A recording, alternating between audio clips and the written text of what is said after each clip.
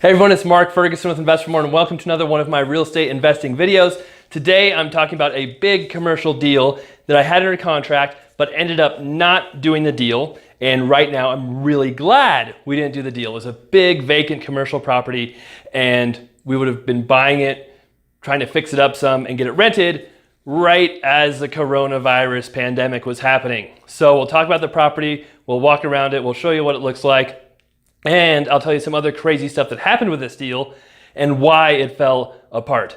All right, now I'm standing in a 68,000 square foot building that we bought a couple years ago, and I really love big commercial properties. This one was mostly rented when we bought it, but we did make some improvements, add a couple new leases, and we were able to increase the value from 2.1 million, which is what we bought it for, although I think it's worth more than that when we bought it, and it recently appraised for 4 million. So that's why I like these big commercial deals and why they can be very lucrative if done right. But they can also be risky as well. So what was this property? It was a 20,000 square foot building. I think it was built in the 60s, 4.5 acres, which is really valuable because you could have outside storage. And outside storage is valuable here for oil companies, RV storage. It's rare to find properties zoned so they can have outside storage, but the property was vacant and it needed work. It was not pretty, as you will see. So what were the numbers on this deal? Well, we'll show you. It had been listed for almost a year at, it was 1,995 million. So a lot of money. But if this property was completely fixed up, rented, leased out, I mean, the value could be from 3 to 5 million, depending on those leases, depending on the terms, who is renting it, of all that stuff. So there was potential there to have a really valuable property. Now, it needed work though, so we weren't gonna offer full price. What we ended up doing is we offered somewhere around, I think it's 1.4 or 1.5. I don't even exactly remember. They came back, countered us at, I think it was 1,825 million. Now, in residential real estate, this would kind of happen in a few days. In commercial real estate, this took weeks and weeks to get a counter back, to talk to them, to get any kind of answer. Unfortunately, that happens in commercial real estate all the time. And me, growing up in the residential real estate world can drive me crazy, but you just have to get used to it. So in the end, we got another counter. We talked to him. The seller's agent said, we'll sell for 1,625, or no, sorry, 7.5. And we said, okay, we'll do it. Let's get under contract. So the seller's agent created a contract, wrote it out, sent it to us. I'm a licensed agent too, so I was representing myself and a partner on this deal. And the seller hadn't signed it yet, but he said, don't worry, he'll sign it soon. He's out of town. So we signed it, sent it back, and waited, and waited, and waited. And finally, he responded and said, sorry, the seller decided he doesn't want to sell it for that amount. He wants this amount still. So even though we had signed the contract, the seller never signed it, so it wasn't a done deal. That was out the window. Now we had to think about this. Obviously, I was pretty annoyed at this whole situation. I was not happy. Did not seem like they're acting in good faith, but we still had an inspection period. So we had like 60 days to inspect the property, check it out, see if there were any issues. So I talked to my partner. We decided, hey, we'll go through with the deal. We'll agree to their price. And if we find anything wrong, if we figure out it doesn't work, then we'll cancel and move on to something else. So we got the property under contract at that price. And here is what it looked like after that happened. All right, here's the property we just got under contract. Asking price was 1.99 million, but I'll let you know what our actual price is after it closes. I don't want to disclose that beforehand. We've got 120 days to do the deal and get 1031 exchanges done. So we'll see how that works. comes with 4 acres, and it has outside storage, which is fantastic. As you can see, the outside needs some work, but the inside is actually not bad at all. Concrete's good, building's good, has lots of garage doors. So we're pretty excited about this one.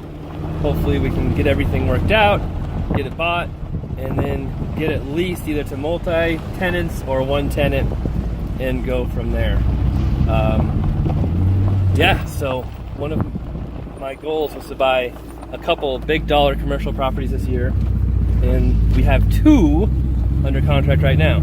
So that's awesome. It does have kind of a cool apartment loft upstairs, so we'll be able to show you all of that once we have it bought. And you can see the land goes all the way to that other street over there, and that's the really valuable part of this property.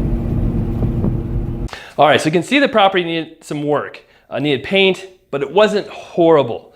The thing that kept bugging me, and it was weird, I don't know how I knew this, but we'd walk the inside the property. Unfortunately, I don't have a video of that.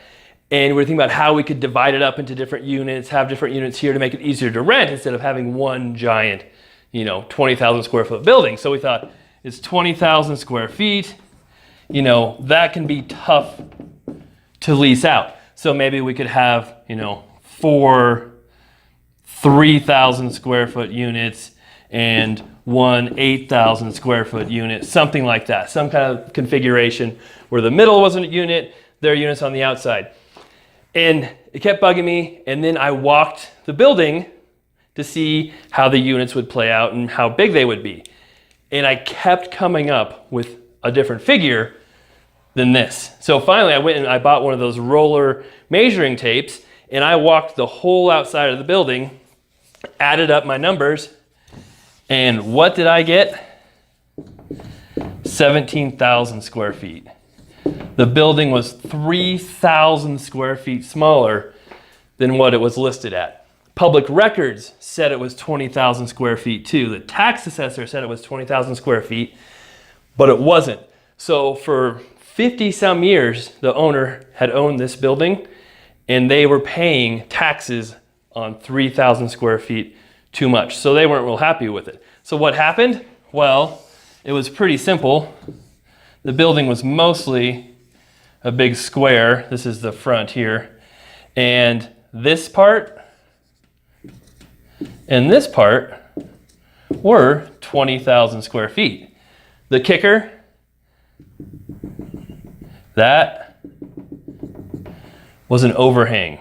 That wasn't inside square footage. There was 10 to 15 feet on each side. There was not inside square footage. The county, they're all counting the roof square footage, not the interior square footage. So what did we do? We said, well, the square footage is off. It had some old electrical. We were already still annoyed at the price change they'd done in the beginning. I think we said, we'll do it for 1.5. Lower the price to that. We will continue. We'll buy it. And they said, nope, the lowest we'll go is 1.75, which is what we originally wanted to pay, thinking it was 20,000 square feet. But if you have 3,000 square feet less, that's a lot of income. So a lot of times commercial properties are valued on the dollar per square foot. So if we have 20,000 square feet and it's worth $10 a square foot, which is actually close to what that is, that's $200,000 a year. You value the property based off that net income. But if it's 17,000 square feet times 10, it's $170,000 a year of income. $30,000 difference based on different cap rates is worth $300,000 to $600,000 difference in value. So there is a big difference, and we weren't crazy to ask for that big of a reduction. We probably could have even asked for a bigger reduction, but they wouldn't agree. We didn't agree to come up, and the deal died. We got our earnest money back. They put it back on the market, and they actually found a new buyer, and it recently sold. and here's me driving by it again after that happened. All right, so here's the property. We'll drive by it here slowly, but there is someone moving in with giant dumpsters, so they are working on it. No idea who that owner is yet. We're still waiting for it to show up on public records. I even had the title company checking to see if it showed up. So eventually we'll know who bought it. I think the rumor was it's an oil company, which makes sense around here in northern Colorado, where we have so much oil and gas. But every time we drive by the property, it just kind of looks worse and worse and worse condition. So I'm really not too sad we didn't end up buying it. It would have been a cool property to work on, but just needs so much work and probably would have taken a really long time to rent. All right, so you can see they moved in, or they were moving in. That's actually a while ago. I drove by it. We've been waiting and waiting to see what they paid for it, because I have an idea what I think they paid for it, but I wanted to actually see it in the tax records before I made the video, because all sales in Colorado are public information. So it's public information, what they paid, who bought it, and they paid $1,625. So they actually paid less than they wanted to sell it to us after the square footage issues, but they did get more than we were willing to offer them. So I'm not annoyed that they sold it for that amount. I don't think we would have wanted it for that amount. I am annoyed that they kind of played those games with us on the price to begin with, but they got it sold. Someone else got a property. Now, all the crazy coronavirus is going on.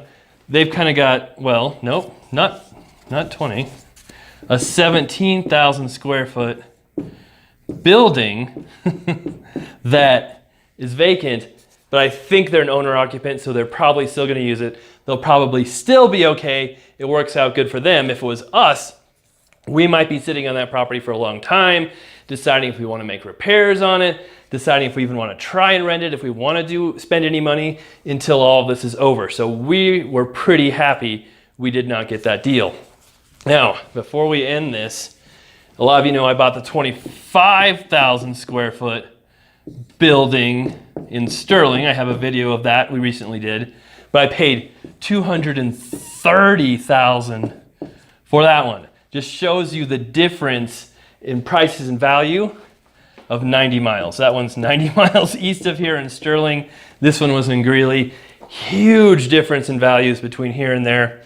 And we also were trying to buy another, I think it was 25,000 square foot property that would have been perfect for oil companies. It had like 4 buildings and a couple acres, and we could not get together on price on that either. We were a couple $100,000 off. Really, really glad we did not buy that one either, seeing everything that's happening now. I think we would have been okay on both those deals. Wouldn't have destroyed our businesses or anything, but it could have been a long time to get them stabilized, get them rented. And the plan is to stabilize them, rent them, then refinance them, put a long-term loan in place, and take some money out. That's what we're doing on this property right now. As I said, it appraised for $4 million, so we actually have an approval for almost a $3 million loan for a refinance. Just waiting on a few details, and hopefully that'll go through here soon. So that'll be nice, because our loan right now is that much. So that'll be a nice cash out once we get that done. All right, thanks for watching the video. Hope you guys enjoyed it. Let me know what you think. If you're wondering about the cars, I was driving my Porsche 928 in at least one of those videos. And if you're wondering about my hair, we are in the middle of coronavirus, so I can't cut it. And it's just, that's how it is. So thanks for watching. We'll be back with more videos. Love the likes, the follows, the comments, and all that good stuff.